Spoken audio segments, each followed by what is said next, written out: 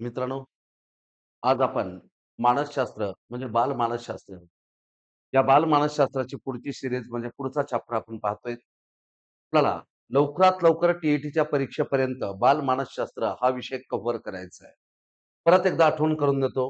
केवळ ₹299 मध्ये संपूर्ण बालमानसशास्त्र जे तुम्हाला तोंडपाठ होईल आणि याच्यानंतर हा आजचा भाग संपल्याच्या नंतर बालमानसशास्त्रावर पेपर 1 आणि पेपर 2 ला कोणत्या प्रकारचे प्रश्न विचारलेले आहेत आणि त्या प्रश्नाचे उत्तर पण आपलं तर्क लावायचं आहे.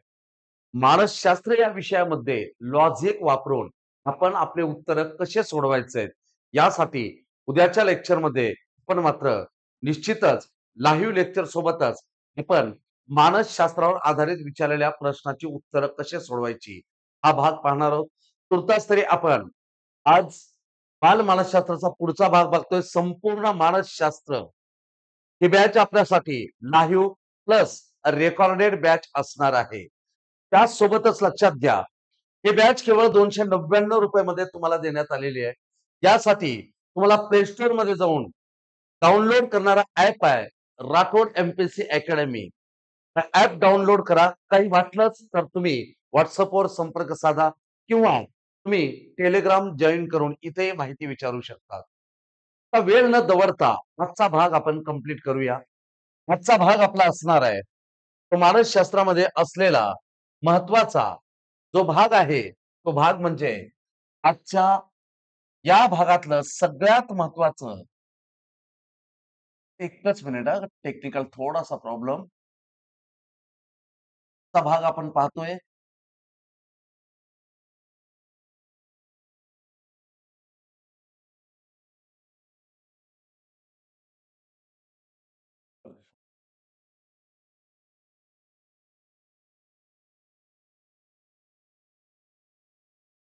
पण आजचा भाग पाहत असताना पण आज जो चॅप्टर पाहणार आहोत, तो म्हणजे स्मरण आणि विस्मरण. यासाठी आपल्याला थोडंसं पाठीमागे जायचंय.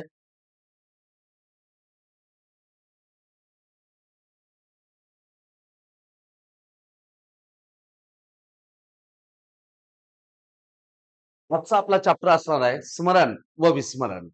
मित्रांनो, स्मरण म्हणजे काय आणि विस्मरण म्हणजे काय? ज्या गोष्टी अगदी वेळेवर आपल्याला आठवत राहणं, त्याला स्मरण असं म्हणतात. त्याचसोबत विस्मरण म्हणजे काय?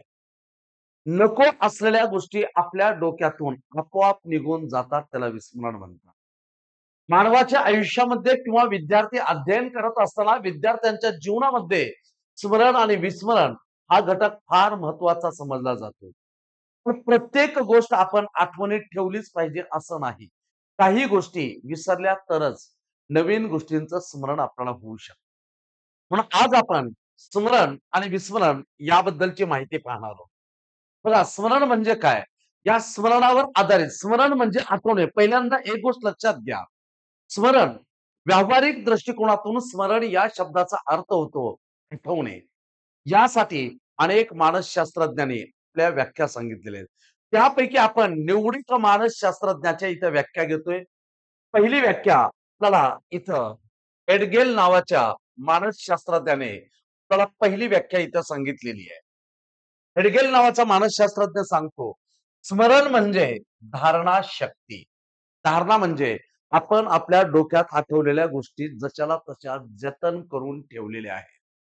म्हणून हेडगेल नावाचा मानसशास्त्रज्ञ स्मरण म्हणजे आठवणे, स्मरण म्हणजे धारणा शक्ती, ही व्याख्या एडगेल हे करतात. त्यानंतर वुडवर्ड नावाच्या मानसशास्त्रज्ञाने स्मरणाची व्याख्या कोणत्या शब्दात केली? मनावर घडलेल्या संस्काराचा प्रत्यक्ष उपयोग करणे म्हणजे स्मरण. आपल्या मनावर एखाद्या गोष्टीचा ठसा उमटवलेला असेल, ती गोष्ट आपल्याला कधीच विसरता आली नाही. त्या गोष्टीचं पुन्हा पुन्हा आपल्याला स्मरण होत असेल, पुन्हा पुन्हा ती गोष्ट आपल्याला आठवत असेल, तर मनावर घडलेल्या संस्काराचा प्रत्यक्ष उपयोग होत असेल. अगोदर आपल्या आयुष्यात काहीतरी घडले, ते मनावर आपल्या बिंबून गेले. त्याला ना पण त्या संस्काराचा प्रत्यक्ष अनुभव घेणं म्हणजे स्मरण, ही व्याख्या अर्थातच वुडवर्थ नावाचा मानसशास्त्रज्ञ करून जातो. तर पुढचा मानसशास्त्रज्ञ आहे स्टाउट. स्टाउट नावाच्या मानसशास्त्रज्ञाने स्मरणाची व्याख्या किती साध्या आणि सोप्या भाषेत केलेली आहे पण. गत अनुभवाचे पुनरुज्जीवन म्हणजे स्मरण.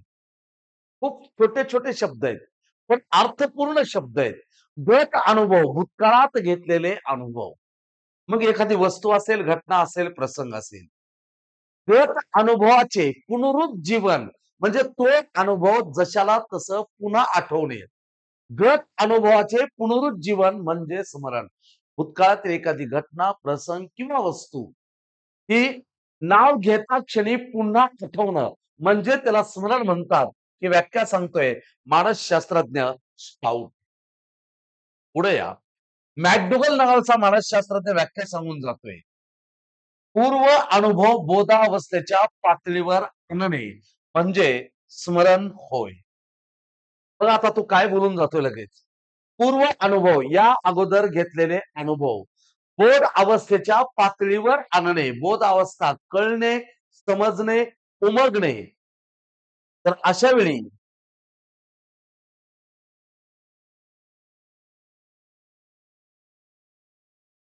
वेळी तुम्हाला काय करायचं आहे? पूर्व अनुभव, अगोदर घेतलेल्या अनुभवाचा बोध अवस्थेच्या पातळीवर बोध अवस्था म्हणजे ती गोष्ट तुम्हाला बोध झाली, कळली, समजली, उमगली. त्या पातळीवर आणणे. कळलेल्या पातळीवर पूर्व अनुभव आणणे म्हणजे स्मरण, म्हणजे मन होय. ही व्याख्या करतात कोण? मॅट जुगल नावाचा मानसशास्त्रज्ञ. त्यानंतर येतो रॉस नावाचा मानसशास्त्रज्ञ. रॉस काय म्हणून जातो? स्मृती, स्मृती म्हणजे आठवणच. स्मृती म्हणजे नवा अनुभव. तर नवीन पद्धतीनं आपण घेतलेला अनुभव म्हणजे स्मरण, म्हणजे आठवण, म्हणजे स्मृती. याबद्दल म्हणजे स्मरणाबद्दल इतक्या व्याख्या या मानसशास्त्रज्ञांनी केलेल्या आहेत. थोडक्यात या सगळ्यातून आपल्याला एक गोष्ट लक्षात येईल, पूर्वी घेतलेले अनुभव म्हणजे एखादी वस्तू असेल, एखादी प्रसंग असेल, एखादी घटना असेल, तर या गोष्टींचा पूर्वी आपण घेतलेला अनुभव आता आपल्याला जशाला तसं ठेवणे म्हणजे त्याला आपण स्मरण असं म्हणत असतो. पलीकडे या. स्मरणाबद्दल तुम्हाला विचारण्यात येणारे दुसरे प्रश्न कोणते असतील? तर बघा, जे आपण आठवण करतो त्या स्मरणाचे घटक कोणते? स्मरणाच्या घटकमध्ये पहिला घटक आहे ग्रहण किंवा संस्करण. ग्रहणला संस्करण म्हणतात. ग्रहण म्हणजे आपण त्याला स्वीकारणे. अगोदर घेतलेल्या सगळ्या गोष्टींचा अनुभव आपण त्याला स्वीकारणे म्हणजे ग्रहण करणे. ग्रहण करणेला दुसरा शब्द आहे संस्करण. तर ग्रहणाची व्याख्या काय? ज्ञानेंद्रियामार्फत मिळणारे अनुभव मनपटलावर उमटणे. लक्षात घ्या आपल्याला पंच ज्ञानेंद्रिय आहेत, 5 ज्ञानेंद्रिय आहेत. ही 5 ज्ञानेंद्रियाच्या साहाय्याने पण एखादी अनुभव घेतला आणि तो अनुभव आपल्या मनपटलावर उमटला म्हणजे ग्रहण झालं. म्हणजे ते कायमस्वरूपी लक्षात राहिलं. ज्ञानेंद्रियामार्फत मिळणारे अनुभव मनपटलावर उमटणे म्हणजे ग्रहण. ग्रहण म्हणजे जे तुम्ही स्वीकारलेलं आहात, त्याचं जतन करून तुम्ही ठेवलेलं आहात. आता बघा, जर ज्ञानेंद्रियामार्फत तुम्ही मिळणारे अनुभव मनपटलावर जशाला तसं ग्रहण केलेले असाल, तर जे तुम्ही ग्रहण करतात म्हणजे साठवतात, त्या ग्रहणावर परिणाम करणारे घटक कोणते? कोणती गोष्ट शाळेतला एखादी धडा असेल, एखादी कविता असेल किंवा गणित असेल किंवा विज्ञानातला एखादी प्रयोग असेल किंवा ते सोडून समाजात जेव्हा तुम्ही वावरत असतात, तर त्यावेळी एखादी वस्तू, एखादी घटना त्या सगळ्या गोष्टीचं ग्रहण तुम्हाला झालं असेल, तर जे तुम्ही ग्रहण केलात, त्या ग्रहणावर परिणाम करणारे घटक कोणते? त्यातला पहिला घटक आहे प्रेरणा. प्रेरणेशिवाय तुम्हाला ग्रहण होऊ शकणार नाही. दुसरा घटक आहे तो म्हणजे प्रगती. तुम्ही जे आठवत राहतात, ही एक प्रकारची प्रगती आहे. तिसरा घटक आहे अभिरुची. म्हणजे नव्याने पुन्हा एकदा आठवालात. अभिरुची. अभि नव्याने, रुची आवड. म्हणजे त्यामध्ये पुन्हा एकदा तुमची आवड निर्माण होते. कारण जुनी गोष्ट पुन्हा आठवणं म्हणजे एक प्रकारची आवड असते. त्यानंतर यश. हे सगळं तुम्ही आठवतात म्हणजे तुम्ही यशस्वी झाला. त्यानंतर सुखद अनुभव. या सगळ्या गोष्टी तुम्हाला आठवत असतील, अनुभव मात्र सुखद मिळत असतो. त्यानंतर आकर्षक अनुभव. कारण प्रत्येक गोष्टी आपण लक्षात ठेवत नाही, लक्षात घ्या. विद्यार्थी सुद्धा तुम्ही जेव्हा वर्गात जाऊन अध्यापन करत असाल, विद्यार्थी सगळ्याच गोष्टी लक्षात ठेवू शकत नाहीत. त्यातलं महत्वाचं काय असेल आणि जेव्हा तुम्ही धडा किंवा कविता शिकवत असाल, तर अशा वेळी त्या कवितेचा आत्मा काय? त्या धड्यामधला किंवा त्या प्रकरणामधला आत्मा काय? त्याच गोष्टीकडे ते अट्रॅक्ट होत असतात.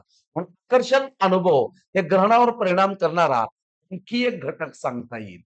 त्यानंतर हे सगळं आठवत राहणं आणि या सगळ्या गोष्टीला एका जागी ठेवणं याला लागते मानसिक परिपक्वता. कारण याशिवाय तुम्हाला ग्रहण होणं शक्य नाही. त्यानंतर आशयाचे स्वरूप बघा अगोदरच सांगितलंय. सगळेच घटक आपल्याला आठवत नाहीत. सगळ्या गोष्टी आपल्याला आठवत नाहीत. पण एखाद्या वेळेस तुम्ही शिकवत असताना त्याचा कंटेंट एवढा महत्वाचा असेल, तर ते मांडत असताना त्या आशयाचं स्वरूप हे सुद्धा तुमच्या ग्रहणावर परिणाम करणारा घटक म्हणून समोर येतो. पुढे या. पाठांतर पद्धत. काही विद्यार्थ्यांना धडा, कविता किंवा इंग्रजीचे शब्द असतील किंवा गणिताचे सूत्र असतील, हे पाठांतर पद्धतीतून येत असतात. पाठांतर पद्धत या सगळ्या गोष्टी एकत्रित आल्यानंतर त्याची पाठांतर पद्धत ही चांगल्या पद्धतीने होऊ शकते. आणि ही पाठांतर पद्धत त्यानं सरावाच्या माध्यमातून सुद्धा करू शकतो.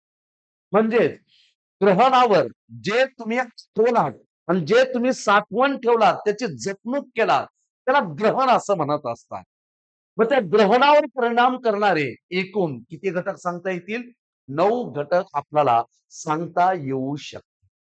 यानंतर पुढचा भाग बघा. धारणा किंवा अनुभवांची जपणूक. आता धारणा म्हणजे काय? तर समजलं, लक्षात राहिलं. यासाठी आपल्याला धारणा म्हणजे काय समजून घ्या. ज्ञानेंद्रियामार्फत ग्रहण केलेला अनुभव. जे पंच ज्ञानेंद्रिय आहेत, या ज्ञानेंद्रियामार्फत ग्रहण म्हणजे स्वीकारलं. ज्ञानेंद्रियामार्फत तुम्ही जे ग्रहण केला, जे स्वीकारलात, ते ज्ञानेंद्रियामार्फत ग्रहण केलेला अनुभव म्हणजे काय?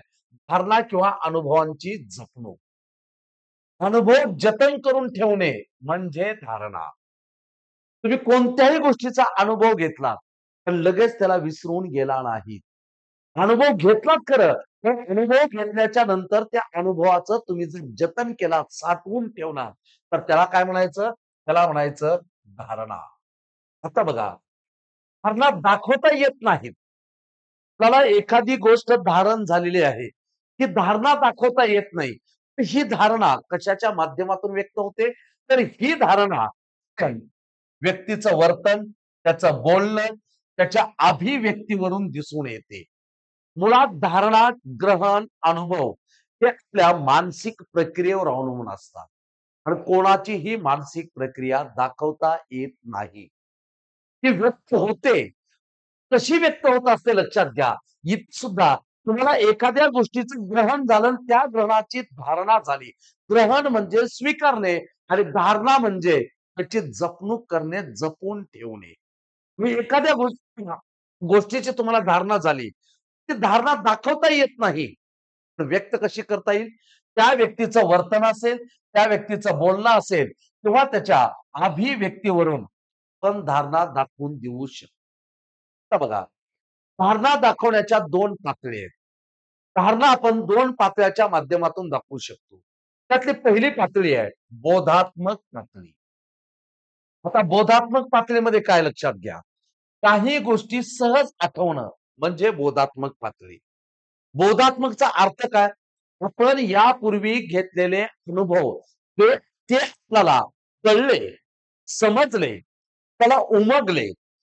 ज्या गोष्टीचा अनुभव घ्यायचा आहे, ती गोष्ट आपल्याला कळली, समजली, उमगली. त्याला काय म्हणतात?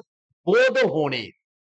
बोधात्मक पातळी म्हणजे आपण या अगोदर काही गोष्टी केलेल्या आहेत. त्यात काही गोष्टी सहज आठवून गेल्या म्हणजे ती आठवणीची किंवा स्मरणाची बोधात्मक पातळी म्हणून ओळखली जाते. त्याच्यानंतर बघा, दुसरं आहे उपबोधात्मक पातळी. काही गोष्टी काही केल्या लवकर आठवत नाहीत. त्या गोष्टी आठवण्यासाठी आपल्याला जाणीवपूर्वक प्रयत्न करावे लागतात. बोधात्मक पातळीमध्ये एखाद्या गोष्टी सहज आठवून जातात. भूतकाळातली एखादी गोष्ट आपल्याला सहज आठवणे म्हणजे स्मरणाची ती बोधात्मक पातळी. इकडे बघा, उपबोधात्मक पातळी म्हणजे काय? तर एखादी गोष्ट काही केल्या आठवत नाही. गोष्ट आठवण्यासाठी जाणीवपूर्वक आपल्याला प्रयत्न करावे लागतात. त्याला म्हणायचं उपबोधात्मक. त्यानंतरचा भाग बघा, जी धारणा आपल्याला झालेली आहे. धारणा म्हणजे ज्या गोष्टी तुम्ही जतन करून ठेवलेल्या आहेत. ग्रहण केलेल्या गोष्टी तुम्ही जतन करून ठेवलेल्या आहेत, त्याला धारणा म्हणतात. मग त्या धारणेवर परिणाम करणारे घटक कोणते? धारणेवर परिणाम करणारा पहिला घटक अवधान व अभिरुची. कोणत्याही व्यक्तीची किंवा कोणत्याही विद्यार्थ्याची धारणा कधी होते? धारणा म्हणजे आठवणीत ठेवलेली, जतन केलेली. तर तुम्ही ॲट्रॅक्ट केलं. अवधान म्हणजे लक्ष खेचून घेणं आणि अभिरुची नव्याने आवड निर्माण करणं. कोणत्याही विद्यार्थ्याची धारणा पहिल्यांदा कधी होऊ शकते, तर त्यांचं लक्ष खेचून घेणं किंवा एखाद्या व्यक्तीला एखाद्या गोष्टीसाठी ची धारणा करायची असेल, तर त्या गोष्टीत, ती वस्तू, त्या घटनेमध्ये काय असलं पाहिजे? अवधान, लक्ष खेचून घेणं आणि त्यामध्ये त्याची आवड निर्माण करणं. अवधान व अभिरुची धारणेवर परिणाम करणारा पहिला घटक असेल. त्यानंतर दुसरा घटक चेतकची तीव्रता व नाविन्य. चेतक, तुम्ही बाहेरून दाखवलेली कोणतीही वस्तू असेल, प्रत्यक्ष घटना असेल, प्रसंग असेल, तर ते बघितल्याच्या नंतर आपली तीव्रता काय असेल? चेतकाची तीव्रता व त्यामध्ये असलेलं नाविन्य हे सुद्धा धारणेवर परिणाम करणारा घटक आहे. त्यानंतर अध्ययन पद्धती. तुम्ही हे सगळं धारण करत असताना, अध्ययन शिकत असताना कोणती पद्धत वापरतात, हे सुद्धा धारणेवर परिणाम करणारा घटक आहे. त्याच्यानंतर व्यापक व प्रभावी अनुभव. कोणतीही गोष्ट धारण करायचं असेल, तर ती गोष्टी व्यापक पद्धतीने समजल्या पाहिजेत. नुसतं व्यापक असून चालणार नाही, तर त्या गोष्टीचं प्रभावी अनुभव झालाच पाहिजे. सर वर्गात सगळेच गणित शिकवतात, प्रयोग शिकवतात. पण तो घटक शिकवत असताना त्या गोष्टीतली व्यापकता आणि त्याच्यातला प्रभाव, तर प्रभावी अनुभव पुन्हा आठवणं म्हणजेच धारणेवर परिणाम करणारा तो एक घटक. परत लक्षात घ्या, धारणेवर परिणाम करणारे एकूण 4 घटक आहेत.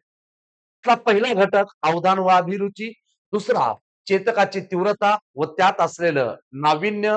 हे सगळं आपण स्वीकारत असताना कोणती अध्ययन पद्धती वापरली आणि त्यानंतर ज्याचा अनुभव घ्यायचा आहे, तो अनुभव, कोणतेही अनुभव आठवत नाहीत. जो अनुभव व्यापक आहे आणि प्रभावी आहे, अशा व्यापक व प्रभावी अनुभवाचा धारणेवर परिणाम करणारा हा तुम्हाला चौथा घटक सांगता येईल. त्यानंतर स्मरण घटकेचा किंवा स्मरणाचा दुसरा घटक सांगता येईल आपल्याला, तो म्हणजे प्रत्यावाहन. आता बघा, प्रत्यावाहन म्हणजे काय? पूर्वी घेतलेल्या अनुभवाची पुन्हा आठवण करणे. तुम्ही या अगोदर कुठला तर अनुभव घेतलेला आहे. प्रत्यावहन म्हणजे ओळखणे. सरळ सरळ काय? प्रत्यावहन म्हणजे काय? आठवण ठेवणे. प्रत्यावहन या अगोदर घेतलेल्या अनुभवाची पुन्हा आठवण करणे. तुम्ही लहानपणी हात सोडून सायकल चालवत असाल, तर कुठेतरी ऍक्सिडेंट झाला होता. आणि तरी तुम्ही खूप वर्षाच्या नंतर तीच गोष्ट करत असाल, तर एकदा तरी आपल्याला सायकलवरून पडावं लागतं. म्हणजे पूर्वी घेतलेल्या अनुभवाची पुन्हा आठवण करणे म्हणजेच त्याला प्रत्यावहन असं म्हणतात. आता प्रत्यावहन होण्यासाठी, पूर्वी घेतलेले अनुभव पुन्हा आठवण्यासाठी आपल्याला काय करावं लागेल? तर प्रत्यावहनासाठी कारणीभूत घटक कोणते आहेत? अगोदर घेतलेले अनुभव पुन्हा आठवण्यासाठी कोणकोणते घटक आवश्यक आहेत? त्यातला पहिला घटक आहे शारीरिक व मानसिक स्वास्थ्य. तुमच्या शरीराची तंदुरुस्ती आणि मानसिक स्वास्थ्य. जर समजा तुम्ही रोगी असाल किंवा दुर्बल असाल, मूकबधीर असाल, तर तुम्ही अगोदर घेतलेल्या अनुभवाची पुन्हा आठवण करू शकत नाही. या सगळ्या गोष्टी प्रत्येकासाठी आवश्यक घटक कोणता? तुमचं शारीरिक आणि मानसिक स्वास्थ्य चांगलं असलं पाहिजे. तर पूर्वी घेतलेला अनुभव तुम्ही नंतर आठवू शकता. त्यानंतर दुसरा घटक आहे भावनिक प्रक्षोभ. पूर्वी घेतलेला अनुभव आता तुम्ही आठवत असाल, तर तुमचा भावनिक प्रक्षोभ, प्रक्षोभ म्हणजे काय? भडका, एकदम उठलेला भडका. तर अशा वेळी भावनिक प्रक्षोभ सुद्धा पूर्वी घेतलेल्या अनुभवाच्या आठवणीसाठी गरजेचा वाटतो. हे सगळं आठवायचं असेल, तर तुम्हाला प्रयत्न करावे लागतात. कोणतीही गोष्ट अगोदर घेतलेली कोणतीही गोष्ट आपल्याला आठवत नाही, त्यासाठी आपल्यासमोर सध्या प्रेरणा असली पाहिजे. जर आपल्यासमोर प्रेरणा असेल, तर प्रत्यावहन चांगलं होऊ शकतं. त्यानंतर साहचर्य, एकमेकांचं सहकार्य.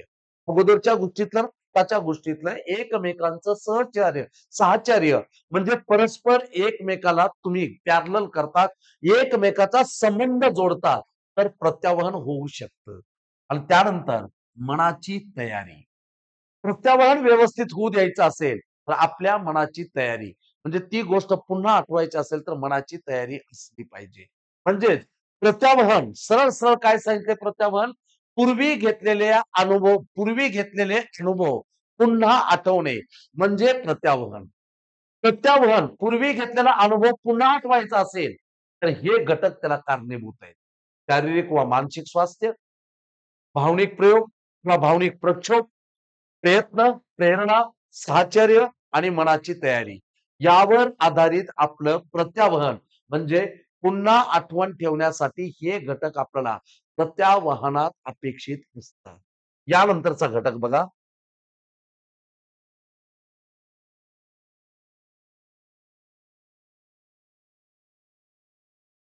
प्रत्याभिज्ञान.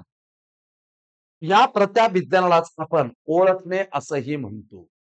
प्रत्याभिज्ञान पूर्वी घेतलेल्या अनुभवाची ओळख होणे. प्रत्यावहनात काय? पूर्वी घेतलेला अनुभव आठवणे. तर इथं काय म्हणले? पूर्वी घेतलेल्या अनुभवाची ओळख पटणे. ते कारण प्रत्याभिज्ञान हे प्रत्यावहनापेक्षा ती सुलभ आहे.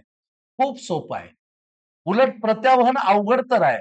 पण प्रत्याभिज्ञान म्हणजे ओळखणे अजिबात अवघड नाही. प्रत्यावहनापेक्षा प्रत्याभिज्ञान सोपं आहे. पूर्वी घेतलेल्या अनुभवाची ओळख पटणे. कारण यावेळी प्रत्याभिज्ञानात तुम्ही या अगोदर जे अनुभव घेतलेल्या वस्तू आहेत, प्रसंग आहेत, घटना आहेत, त्या प्रत्यक्ष समोर असतात. बघा, यात व्यक्ती, वस्तू, घटना समोर असतात. आणि समोर असल्यामुळं तुम्हाला काय होतं? पूर्वी घेतलेल्या अनुभवाची ओळख पटत असते. या व्यक्तीला आपण अगोदर बघितलेलं आहे, ओळख पटते. एखादी वस्तू तुम्हाला दाखवलेला आहे, उदाहरणार्थ ड्रॅगन फ्रूट आहे.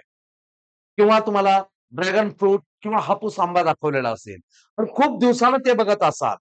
तर प्रत्यक्ष ते बघितल्याच्या नंतर पटकन तुम्ही ओळखलात. याला ड्रॅगन फ्रूट म्हणतात किंवा याला हापूस आंबा म्हणतात, याला कलमी आंबा म्हणतात किंवा एखादी गणित तुम्हाला पदवण्यासारखं दिलेलं असेल, तर या गोष्टी पदावली तुम्ही सोडवलेल्या आहात. पाहताच क्षणी तुमच्या लक्षात येतं.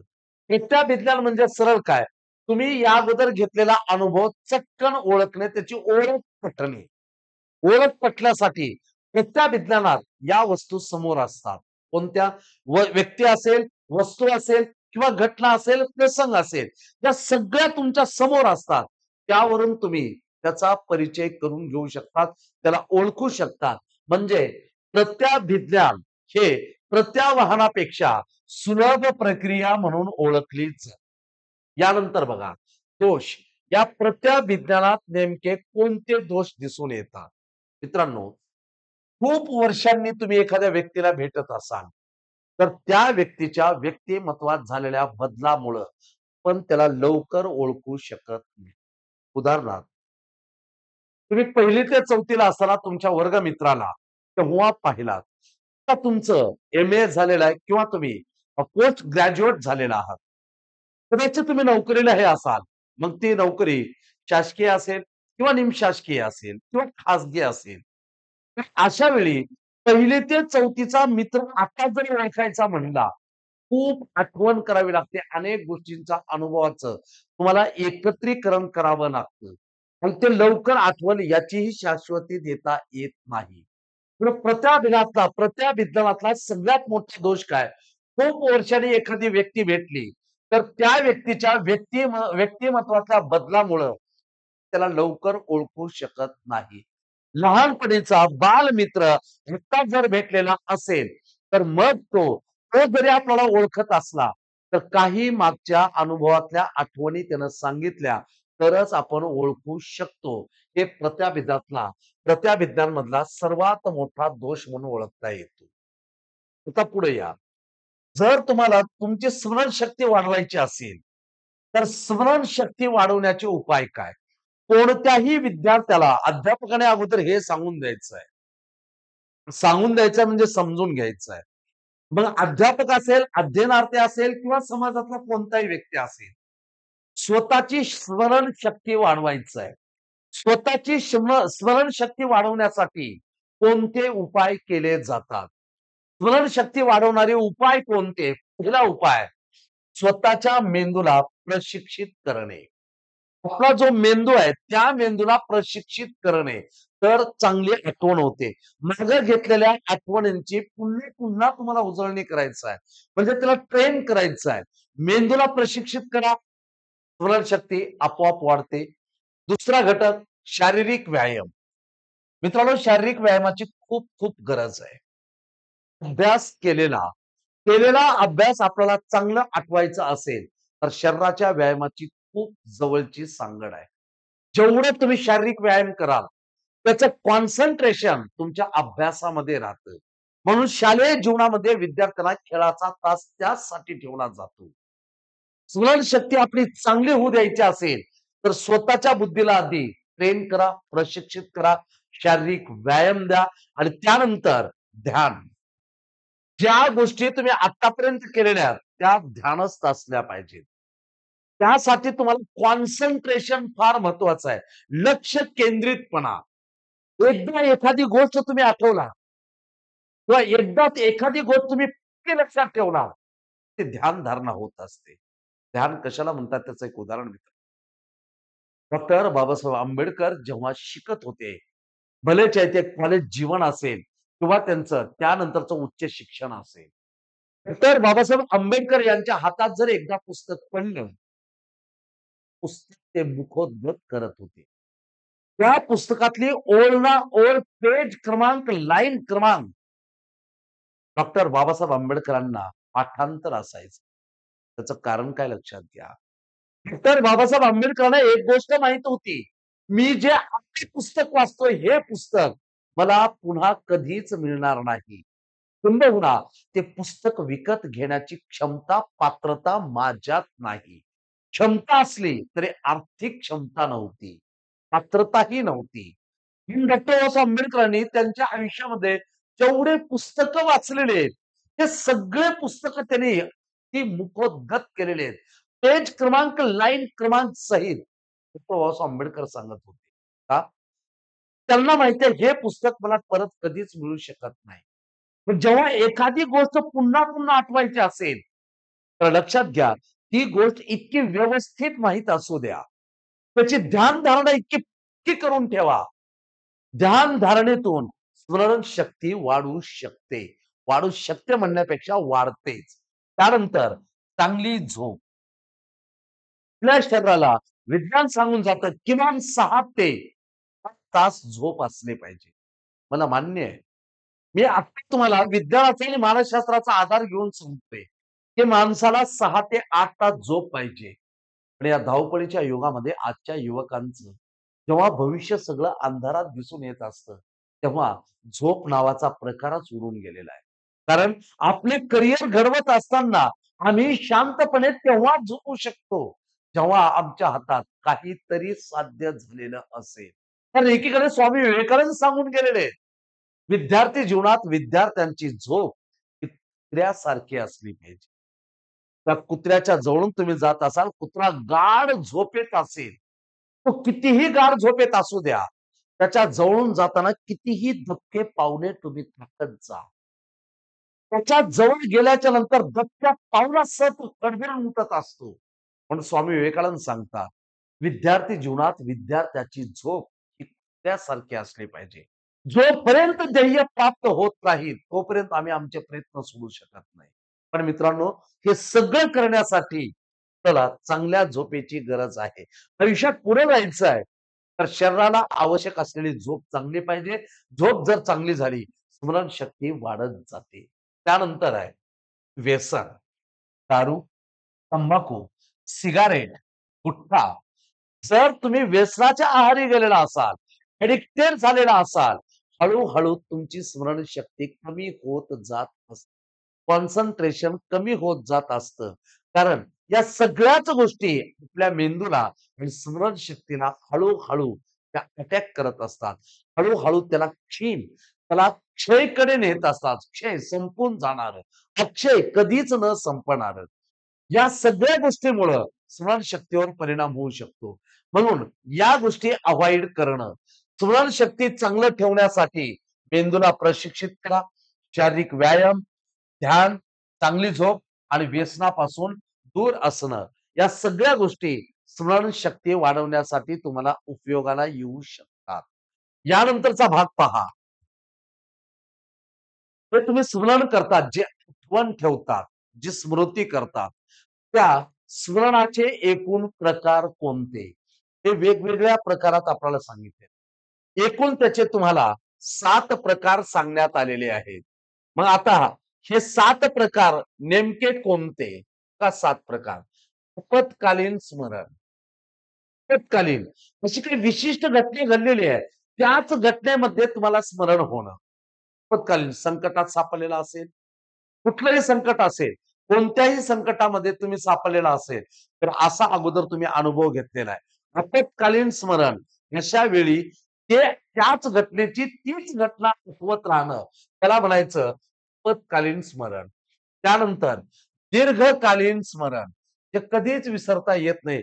लाँग टर्म पर्यंत एकदा तुम्ही लहानपणी सायकल चालवायला शिकलात, तुम्ही लहानपणी एकदा पोहायला शिकलात, तर आता ती गोष्ट विसरू शकतात का? नाही. लहानपणी सायकल चालवता आली, म्हणजे आता सायकल चालवता येत नाही असं नाही. लहानपणी पोहायला शिकला, आता तुम्हाला पोहायला येणार नाही, असं होत नाही. ही जी आठवण त्या गोष्टीची तुम्ही ठेवतात, त्याला म्हणायचं दीर्घकालीन स्मरण. निष्क्रिय स्मरण. अशा काही गोष्टी असतात, की त्या गोष्टीकडे तुम्ही चक्क दुर्लक्ष केलेलं आहे. निष्क्रिय. त्याचा कुठलाच परिणाम आपल्या आठवणीमध्ये झाला नाही. ना त्याचा सकारात्मक परिणाम झालाय, ना त्याचा नकारात्मक परिणाम झालेला आहे. अशा गोष्टीला निष्क्रिय स्मरण म्हणतात. सक्रिय स्मरण. सक्रिय, क्रियेसहित स्मरण झालेलं आहे. प्रॅक्टिकली एखादी प्रयोग तुम्ही करत आहात, विज्ञानासारखा प्रयोग करत असाल किंवा झाडे लावत असाल, तर ती गोष्ट, ते झाड का आलं? शाळेत तुम्ही झाड लावलेलं असाल, तर त्या झाडाची निगा तुम्ही केलेली होता. त्या झाडाला तुम्ही पालन-पोषण केलेला होता. सक्रिय स्मरण. झाड आत्ता मोठं झालं, मोठं झाल्याच्या नंतर ते झाड कसं मोठं झालं हे पाहत असताना तुम्ही सक्रिय, तुमच्या क्रियेसहित केलेलं स्मरण, त्याला सक्रिय स्मरण म्हणतात. त्यानंतर यांत्रिक स्मरण, काही काळापुरतं, तात्कालिक, तेवढ्याच काळापुरतं, त्याला म्हणायचं यांत्रिक स्मरण. त्यानंतर बौद्धिक स्मरण, हा भाग मात्र महत्वाचा. बौद्धिक स्मरण, सगळ्याच गोष्टी आठवणीत ठेवायच्या नाहीत. आपल्या सदसद विवेक बुद्धीला जागृत करून महत्वाच्या बौद्धिक स्तरावरल्या गोष्टी आठवत राहणं, त्याला बौद्धिक स्मरण म्हणतात. आणि शेवट आहे व्यक्तिगत स्मरण. व्यक्तिगत, तुम्ही जे काही आठवत असतात, प्रत्येकाचं व्यक्तिपरत्वे वेगवेगळं असतं. व्यक्तिगत तुमचं स्मरण म्हणजे काय? जे स्मरण आता मला वैयक्तिक आहे, ते तुम्हाला असू शकत नाही. तुमचं इतराला असू शकत नाही. प्रत्येकाचं स्मरण हे व्यक्तिगत असतं. असे एकूण स्मरणाचे त्यांनी 7 प्रकार मानसशास्त्रात सांगण्यात आलेले आहेत. यानंतरचा भाग आहे आपला, स्मरणावर परिणाम करणारे घटक कोणते? आपण जे स्मरण करत असतो, त्या स्मरणावर म्हणजे आठवत असतो, त्या स्मरणावर परिणाम करणारे घटक. पहिला घटक आशय. जी कविता सरांनी वर्गात जेवढ्या पद्धतीनं त्यांच्या शब्दाच्या ताकदीनं जेवढ्या दर्जेदार पद्धतीनं मांडलं, त्याच्यातला कंटेंट जर उचललेला असेल, तर कंटेंट जर तेवढा महत्वाचा वाटला, आशय महत्वाचा असेल, तर निश्चितच आपल्याला स्मरण चांगल्या पद्धतीनं होतं. मग तो आशय धडा असेल, कविता असेल किंवा सरांनी वर्गामध्ये सामाजिक शास्त्राचा विषय, इतिहासासारखा, भूगोलासारखा विषय सांगितलेला असेल, तर त्यामधला आशय जो आहे, तो आशय जेवढ्या ताकदीनं तुम्ही घेऊन गेलात, त्या आशयावर स्मरण तुमचं अवलंबून असतं. त्यानंतर वय.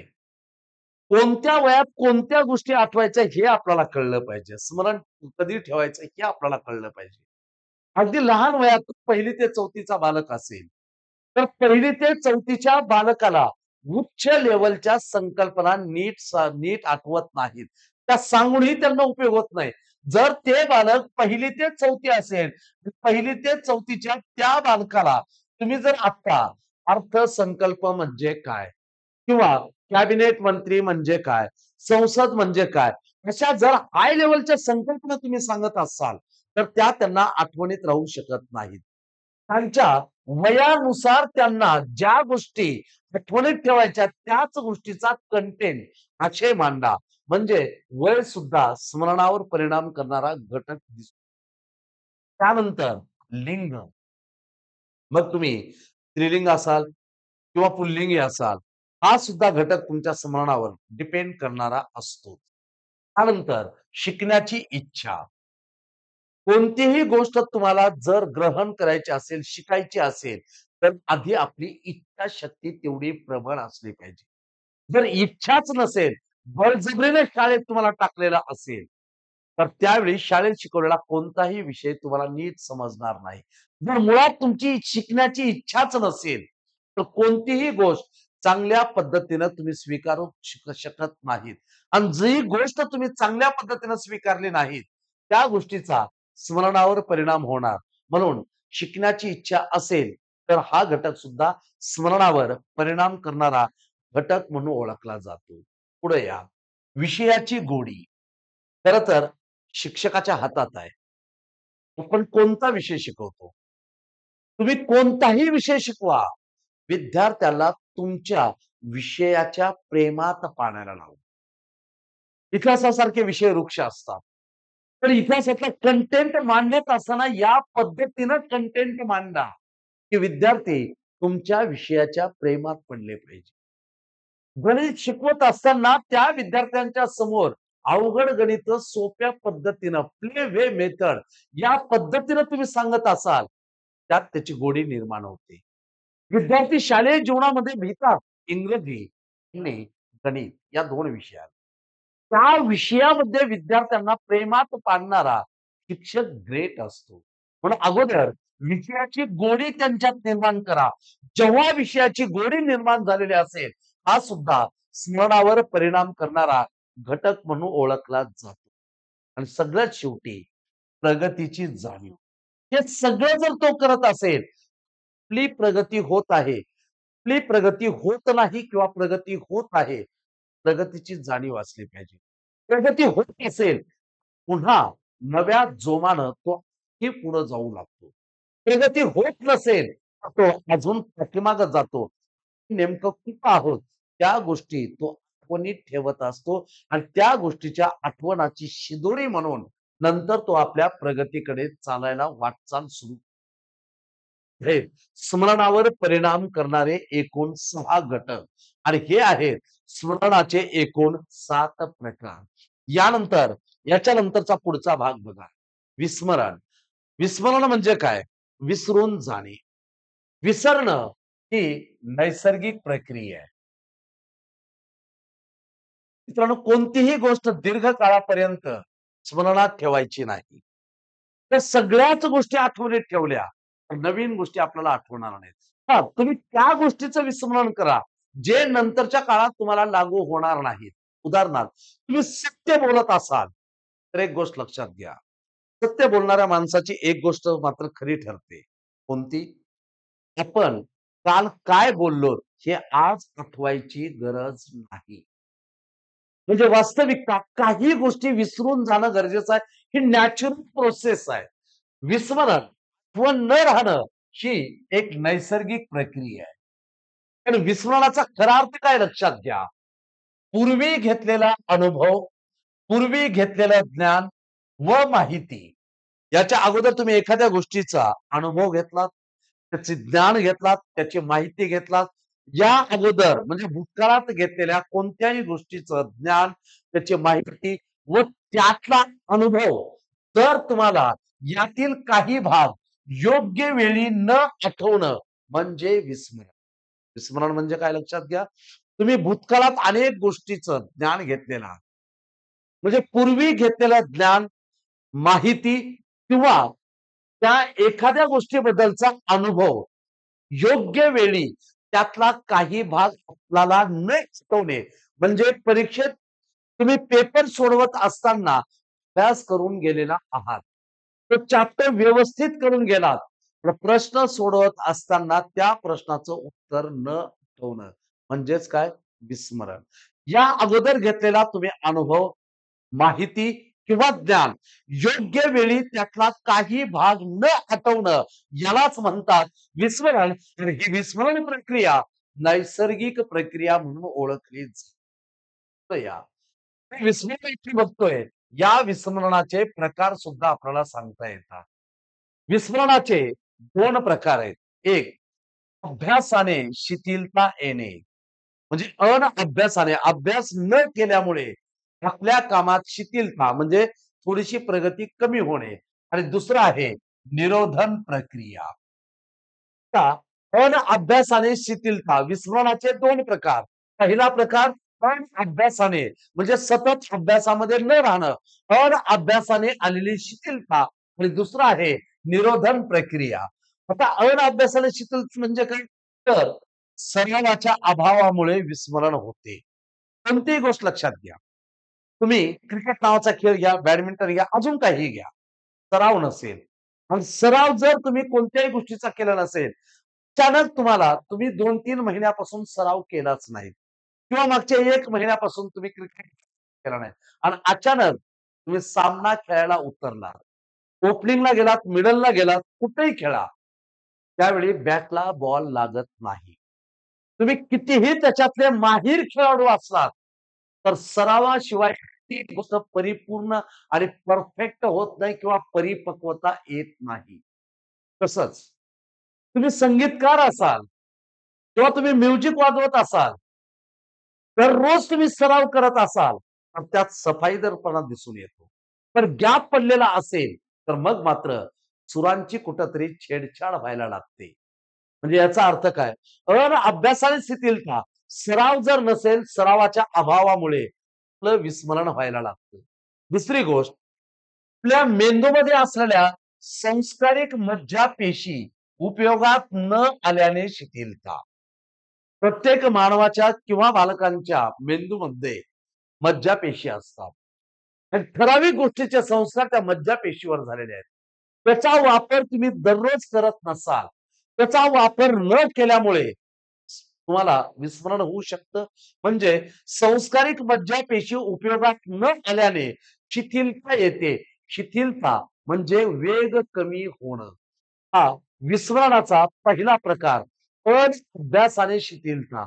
सराव नसेल, आपल्या शरीराच्या स्नायूला सराव नसेल किंवा एखादी गोष्ट सारखं-सारखं तुम्ही सराव करत नसाल किंवा आपल्या मेंदूमध्ये असलेल्या मज्जापेशीला, विशेषतः संस्कारिक मज्जापेशीला तुम्ही जर उपयोगात आणत नसाल, तर मग मात्र आपल्या विस्मरणामध्ये शिथिलता येऊ लागते. हा विस्मरणाचा पहिला प्रकार. त्यानंतर दुसरा प्रकार आहे, तो म्हणजे निरोधन प्रक्रिया. निरोधन प्रक्रिया 2 भागात विभागली जाते. तर निरोधन प्रक्रिया म्हणजे काय? जुना अनुभव आणि नवा अनुभव या दोघातला संघर्ष. कारण जुना अनुभव नव्या अनुभवाला लगेच स्वीकारू देत नाही. त्याला सारखे विरोध करत असतो. उदाहरणार्थ, तुम्ही बसनं किंवा रेल्वेनं प्रवास करत असाल. बसनं आणि रेल्वेनं प्रवास करत असताना प्रचंड गर्दी आहे. जेव्हा तुम्ही रेल्वेच्या डब्यात घुसत असाल, त्यावेळी तिथले लोकं रेल्वेचा ते डब्याचा दरवाजा लवकर काढत नाहीत. इथं गर्दी खूप आहे, पुढच्या डब्यात जा म्हणतात. आपण त्याला एवढा विरोध करतो, पण लोक तेवढाच आपल्याला विरोध करत असतात. कसं तरी तुम्ही आतमध्ये घुसलात आणि मग तिसरं चौथं स्टेशन आलं, मग त्या लोकांसोबत तुम्ही मिसळून जा. बाहेरच्या लोकाला तुम्ही सुद्धा त्याला विरोध करायला लागता. म्हणजे जुना अनुभव नव्या अनुभवाला लवकर ॲक्सेप्ट करत नाही, स्वीकारत नाही. 10वी परीक्षा झाली आणि 11वी-12वी तुम्ही कॉलेजमध्ये जात असाल, तर 10वीचा सिलॅबस आपल्या डोक्यातून बाजूला गेल्याशिवाय 11वीचा सिलॅबस बसत नाही. 11वीचा सिलॅबस बाजूला गेल्याशिवाय 12वीचा नवीन सिलॅबस डोक्यात बसत नाही. ते सगळे करत असताना जुना अनुभव, नवा अनुभव या दोघांच्या मधला संघर्ष म्हणजे त्याला म्हणतात निरोधन प्रक्रिया. ही निरोधन प्रक्रिया 2 भागात सांगता येते. त्यातला पहिला भाग आहे पुरोगामी निरोधन. म्हणजे जुना अनुभव नवीन अनुभवाला अडथळा आणणे. तुमच्याकडे असलेला जुना अनुभव नवीन अनुभवाला त्यानं अडथळा किंवा विरोध निर्माण करतं. त्याला म्हणायचं पुरोगामी निरोधन. त्यानंतर दुसरा घटक आहे तो म्हणजे दुसरा प्रकार प्रतिगामी निरोधन. नवा अनुभव जुन्या अनुभवाला संपूर्ण पुसून टाकत असतो. तुमच्याकडे असलेला जो जुना अनुभव आहे, त्या जुन्या अनुभवाला नवा अनुभव पूर्णतः पुसून टाकत असेल, तर त्याला म्हणायचं प्रतिगामी निरोधन. म्हणजेच विस्मरणाचे 2 प्रकार. पहिला, अभ्यासाने आलेली शिथिलता, सरावाच्या अभावामुळे आलेली शिथिलता. त्यानंतर निरोधन प्रक्रिया. निरोधन म्हणजे जुना अनुभव, नवा अनुभव या दोघांमधला संघर्ष म्हणजे निरोधन प्रक्रिया. आणि हीच निरोधन प्रक्रिया 2 भागात सांगता येते. त्यातला पहिला भाग पुरोगामी निरोधन म्हणजे जुना अनुभव. जो जुना अनुभव आहे तो नवीन अनुभव घेण्यासाठी अडथळे निर्माण करत असतो. तर दुसरा आहे प्रतिगामी निरोधन म्हणजे नवा अनुभव आहे. नवा अनुभव असा आहे की नवा अनुभव जेव्हा आपल्याकडे यायला लागतो तेव्हा जुन्या अनुभवाला संपूर्णपणे तो पुसून टाकत असतो. त्याला म्हणायचं प्रतिगामी निरोधन. म्हणजे विस्मरणाचे 2 प्रकार, एक अभ्यासाने आलेली शिथिलता आणि दुसरं निरोधन प्रक्रिया. निरोधन प्रक्रियाचे 2 भाग कोणते? पुरोगामी निरोधन म्हणजे जुना अनुभव आणि प्रतिगामी निरोधन म्हणजे नवा अनुभव. यानंतर माणसाला विस्मरण का होतं? किंवा विद्यार्थी अभ्यास करत असताना त्याला विस्मरण का येतं? त्या विस्मरणाची तुम्हाला कारणं सांगितलेली आहेत. कारण नंबर 1 वेळ. पण वेळेवर एखादी गोष्ट न आठवणं विस्मरणाचं पहिलं कारण. त्यानंतर अभ्यासानंतरची क्रिया. आपण अभ्यास केल्याच्या नंतर त्याला पुन्हा रिसाईट करत नाही, सराव करत नाही. अभ्यास केल्याच्या नंतरची क्रिया सुद्धा विस्मरणाला कारणीभूत ठरू शकते. जर सतत आठवत असाल तर मग मात्र विस्मरण होऊ शकत नाही. त्यानंतर झोप व विश्रांती. विस्मरणावर परिणाम करणारा आणखी एक कारण कोणतं? तुमची झोप आणि तुमची विश्रांती. त्यानंतर दमन. खूप तुम्ही शारीरिक, मानसिक दृष्ट्या थकलेले आहात. दमन. तुमचं खूप शोषण झालेलं आहे. विचाराचा असेल, अजून शारीरिक असेल, कुठलाही थकवा असेल, दमन झालेलं असेल, विस्मरण होऊ शकतं. त्यानंतर सरावाचा अभाव. कोणत्याही गोष्टीचा सराव नसेल, विस्मरण होऊ शकतं. किंवा थकवा. दिवसभराचा थकवा आहे. तुम्ही दररोज शाळेत चाललात. शाळेत गेल्यानंतर अध्ययन करतायत, शिकतायत, त्याचबरोबर खेळतायत, गृहपाठ करत आहात. दररोज शाळेत जाणं, वर्गातले लेक्चर अटेंड करणं, वर्गातल्या तासिका पूर्ण करणं, शाळेच्या तासाला जाणं किंवा शाळेचा तास नसेल तर मध्यंतरामध्ये तुम्ही खेळत राहणं आणि घरी येण्याच्या नंतर मग तुम्ही तुमचा गृहपाठ करणं, हे कमी की काय म्हणून आजकालचे पालक अजून आपल्या विद्यार्थ्याला प्रायव्हेट कोचिंग क्लासेसलाही पाठवलेले असतात. त्या प्रायव्हेट कोचिंग क्लासेसमध्ये 2-3 विषयाचं त्यांना कोचिंग असतं. हे सगळं केल्याच्या नंतर जेव्हा तो पूर्णतः थकून जातो, थकून त्याला शांत झोप येते, तो विश्रांती जास्त घ्यायला लागतो, त्यावेळी त्याचं विस्मरण होऊ शकतं. हे विस्मरणाचं आणखी एक कारण. त्यानंतर मानसिक धक्का. एखाद्या गोष्टीचा त्या माणसाच्या मनावर, त्या मनःपटलावर त्याचा ठसा जर गडदपणे उठलेला असेल, तर अशा मानसिक धक्क्यामुळे सुद्धा आपलं विस्मरण होऊ शकतं. एखाद्या गोष्टीपासून आपल्याला मानसिक धक्का बसला, त्या मानसिक धक्क्याचे विचार आपल्या मनपटलावर ते ठसे जर गडद पद्धतीने उमटलेले असतील, तर त्या गोष्टीचं विस्मरण लवकर होऊ शकतं. त्यानंतर प्रतिगामी निरोधन आणि पुरोगामी निरोधन. हे बघा, या 2 गोष्टी सुद्धा पुरोगामी निरोधन आणि प्रतिगामी निरोधन हे सुद्धा विस्मरणाचं कारण ठरू शकतं. म्हणजे आपण इथे काय बघितलं? अगोदर विस्मरणाचे 2 प्रकार बघितले. या कारणामुळे विस्मरण होऊ शकतं. विस्मरणावर विस्मरण का होतं? त्या विस्मरणाची इथं कारणं सांगितली. एवढ्या कारणातून वेळ, अभ्यासानंतरची क्रिया, झोप व विश्रांती, दमन, सरावाचा अभाव, थकवा, मानसिक धक्का, प्रतिगामी निरोधन आणि पुरोगामी निरोधन. या सगळ्या कारणामुळं विद्यार्थी असेल किंवा तुम्ही मी असेल, या सगळ्या कारणामुळं विस्मरण होऊ शकतं. ही आहेत विस्मरणाची कारणे. यानंतरचा भाग पहा, प्रेरणा. सगळ्यात महत्वाचा घटक सांगता येईल प्रेरणा. कोणतीही गोष्ट करण्यासाठी आपल्याला प्रेरणा आवश्यक असते. मग आता इथं बघा, प्रेरणा म्हणजे काय? साध्या सोप्या भाषेत तुम्हाला सांगितले. कोणतंही ध्येय साधण्यासाठी किंवा ते ध्येय साध्य करण्यासाठी विविध दिशेने वाटचाल करायला लावणाऱ्या व वर्तनासाठी उत्साह टिकवून धरणाऱ्या शक्तीला प्रेरणा म्हणतात.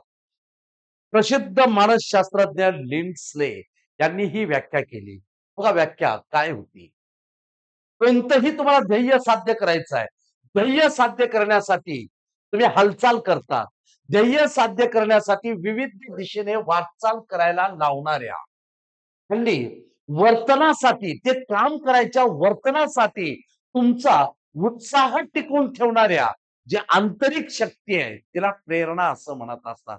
यस, मी करू शकतो. I can do it. मी करू शकतो. मला ते ध्येय प्राप्त करायचं आहे. ध्येय प्राप्त करण्यासाठी विविध दिशेने वाटचाल करायला लावणाऱ्या आणि त्याचबरोबर आपल्या वर्तनात ते वर्तन त्या वर्तनासाठी उत्साह टिकवणाऱ्या प्रक्रियेला आपण प्रेरणा असं म्हणतो. According to लिंडस्ले. लिंडस्ले या मानसशास्त्रज्ञांनी सांगितलेली ही व्याख्या. आता पुढे बघा. प्रेरणा आपल्याला काय-काय देऊ शकते? प्रेरणा उत्साह आणि स्फूर्ती प्रदान करत असते. तेव्हा विद्यार्थ्याला किंवा तुम्हाला मला प्रेरणा मिळालेली असते. प्रेरणेतून उत्साह आणि स्फूर्ती मिळते. दुसरी गोष्ट, प्रेरणा व्यक्तीला उद्दिष्टापर्यंत घेऊन जाते. प्रेरणेमुळेच आपण आपले उद्दिष्ट पूर्ण करू शकतो. समाजात काही व्यक्ती आदर्श का बनतात? त्यांच्यापासून आपण प्रेरणा घेऊ शकतो. एक बी अमिताभ बच्चन चित्रपट सृष्टीमध्ये सुरुवातीला ज्या माणसाला नाकारलं गेलं, त्याच माणसाला कोणत्या गोष्टीची प्रेरणा मिळाली, की तो माणूस यशाच्या सर्वोच्च शिखरावर जाऊन बिग बी बनला. अमिताभ बच्चनचा संघर्ष बघितल्याच्या नंतर, सचिन तेंडुलकरचा संघर्ष बघितल्याच्या नंतर, त्यांच्यापासून प्रेरणा घेऊन आपण आपल्या उद्दिष्टापर्यंत पोहोचू शकतो. त्यानंतर याच प्रेरणेची वैशिष्ट्ये कोणती? प्रेरणा काय करते? प्रेरणा मानवी वर्तनाला दिशा देत असते. आपल्या संबंध आयुष्याला, आपल्या वर्तनाला दिशा देणारा घटक म्हणजे प्रेरणा. प्रेरणा मानवी वर्तनाला योग्य दिशा देते.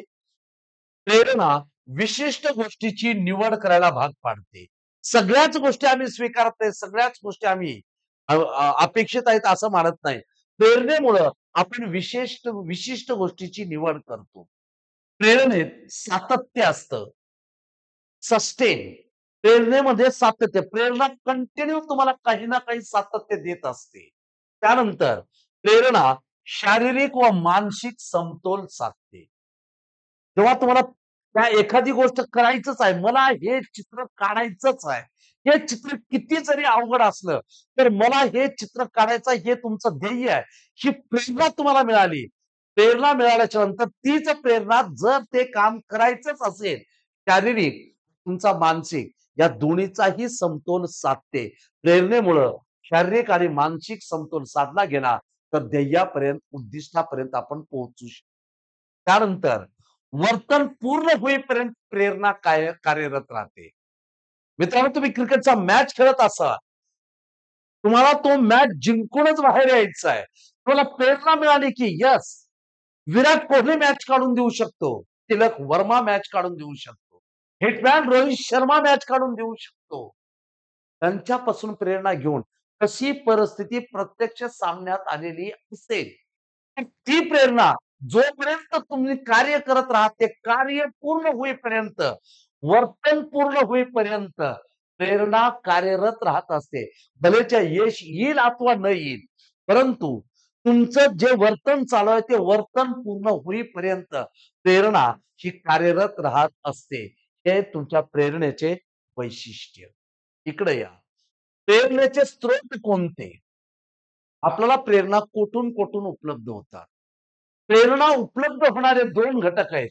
एक आहे आंतरिक प्रेरणा आणि दुसरी आहे ती म्हणजे बाह्य प्रेरणा. या 2 गोष्टींचा इथे आपण विचार करतोय. बघा, प्रेरणा आपल्याला कुठून मिळतात? आंतरिक प्रेरणा आणि दुसरं आहे ती म्हणजे बाह्य प्रेरणा. आंतरिक प्रेरणा कोणत्या? व्यक्तिगत, सामाजिक, जैविक, मानसिक या आपल्या गरजा आहेत. प्रत्येकाची गरज ही व्यक्तिगत असते, सामाजिक आहे, जैविक आहे आणि मानसिक आहे. एक लक्षात घ्या, आंतरिक प्रेरणा आपल्याला दुखवता येत नाही. आणि या गरजा माणसाला असतातच, विद्यार्थ्यालाही असतात. व्यक्तिगत, सामाजिक, जैविक आणि मानसिक गरजा यासाठी आंतरिक प्रेरणेचा आधार घेतला जातो आणि या गरजा पूर्ण करण्यासाठी आपल्या मनात आंतरिक स्पॉन्टेनियस एक उर्मी तयार होते. त्या उर्मीलाच आंतरिक प्रेरणा असं म्हणत असतात. या गरजा पूर्ण करण्यासाठी आपल्या मनातून आंतरिक मधून जी ऊर्जा, जी उर्मी, जो उत्साह मिळतो त्याला आंतरिक प्रेरणा म्हणतात. व्यक्तीच्या गरजा कोणत्या? व्यक्तिगत, सामाजिक, जैविक, मानसिक. त्या गरजा पूर्ण करण्यासाठी तून जी आपल्याला उर्मी मिळते त्या उर्मीला आंतरिक प्रेरणा म्हणून ओळखले जाते. त्यानंतर बाह्य प्रेरणा कोणत्या? एखादी स्पर्धा ठेवा, त्या स्पर्धेत सहभागी व्हायचा आहे. पारितोषिक, निंदा, स्तुती या बाह्य उपायांच्या आधाराने कार्य प्रवृत्त करणे म्हणजे बाह्य प्रेरणा. इथं शब्द महत्वाचा कोणता आहे? कार्य प्रवृत्त करणे. तुम्हाला डोळ्याला दिसत असलेल्या गोष्टी पण प्रेरणा ठरू शकतात. पण कशा? जे आंतरिक आहेत, आतून येणाऱ्या प्रेरणा आहेत, त्याला आंतरिक प्रेरणा. बाह्य प्रेरणा. बाह्य प्रेरणा कशाच्या? तुम्ही एखादी स्पर्धा ठेवलेली आहे. या स्पर्धेमध्ये सहभागी व्हा, बक्षीस जिंकून जा. तिथं बक्षीस आहे, ही आपल्यासाठी प्रेरणा आहे. पारितोषिक आहे. कोणीतरी आपली निंदा करतं, आपली स्तुती करतं. या सगळ्या तुमच्या बाह्य प्रेरणा आहेत. या बाह्य उपायांच्या आधाराने तुमचं कार्य जर प्रवृत्त होत असेल, तर या कार्य प्रवृत्त करणाऱ्या घटनेला बाह्य प्रेरणा म्हणतात. जे डोळ्याला दिसतं त्याच्यापासून प्रेरणा घेणं त्याला बाह्य प्रेरणा. आंतरिक प्रेरणा या आतून आलेल्या असतात. त्या आंतरिक प्रेरणा हे आहे तुमच्या प्रेरणेचे स्रोत. यानंतर पुढचे घटक पहा. प्रेरणेचे प्रकार कोणते? प्रेरणेचे प्रकार शारीरिक प्रेरणा, व्यक्तिगत प्रेरणा आणि सामाजिक प्रेरणा असे प्रेरणेचे एकूण 3 घटक आपल्याला सांगता येतात. कारण मानवाच्या या खऱ्या अर्थानं गरजा सुद्धा आहेत. आता शारीरिक प्रेरणा कोणत्या? खाणे, पिणे, झोप, विश्रांती, कामवासना आणि मलविसर्जन. शरीरासाठी अपेक्षित असलेले घटक म्हणजेच आपल्या काय त्या शारीरिक प्रेरणा आहेत.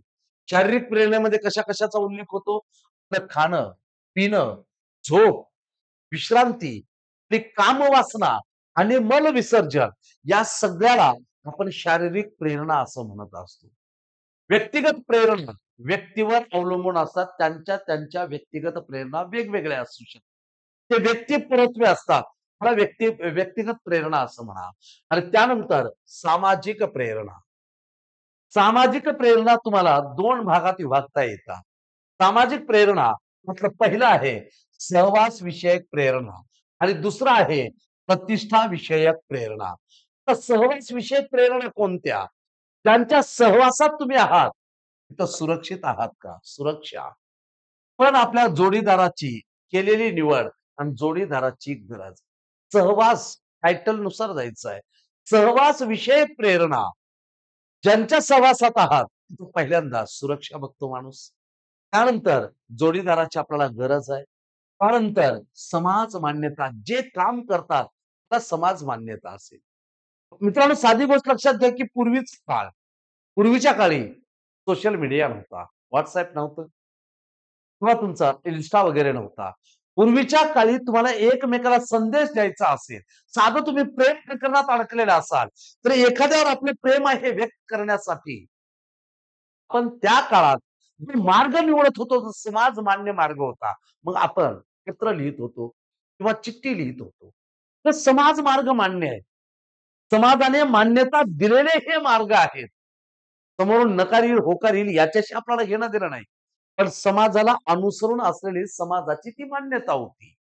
मग तुम्ही तुमचा जोडीदार निवडत असताना या सगळ्याच गोष्टी मूल्यापासून ते तुमच्या परावलंबित्वापर्यंत या सगळ्या गोष्टी तुम्ही तुमच्या सहवासात देणार आहात लक्षात. सहवास विषयक प्रेरणेमध्ये माणूस अगोदर आपली सुरक्षा बघतं. आपल्याला आपल्या जोडीदाराची गरज आहे. पण जे वर्तन करतो ते समाजमान्य वर्तन असलं पाहिजे.